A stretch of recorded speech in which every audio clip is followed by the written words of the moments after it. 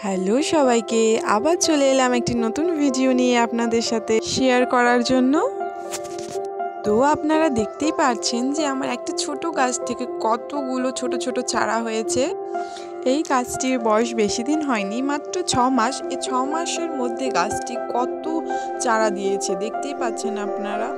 তো এই চারা পেতে হলে যে ধরনের যত্নগুলো আপনারা নেবেন তা যদি জানতে হয় তাহলে আপনারা আমাকে কমেন্টে অবশ্যই জানাবেন। আমি আপনাদেরকে আরেকটি ভিডিওর মধ্যে দিয়ে আপনাদেরকে সেটি শেয়ার করব। তো আমরা অনেকেই একে অ্যালোভেরা বলেই জানি, কিন্তু এর বাংলার নাম কি আপনারা কেউ জানেন? যদি জানেন তাহলে অবশ্যই কমেন্টে আমাকে জানাবেন, আর যদি না জানেন তাও আমাকে কমেন্টে জানাবেন যাতে আমি আপনাদেরকে জানিয়ে দিতে পারি। একটি অ্যালোভেরা গাছ আপনার বাড়িতে থাকলে আপনার অনেক কাজে দেবে, বিশেষ করে মেয়েদের, কারণ মেয়েদের রূপচর্চার জন্য অ্যালোভেরা খুবই গুরুত্বপূর্ণ একটি জিনিস।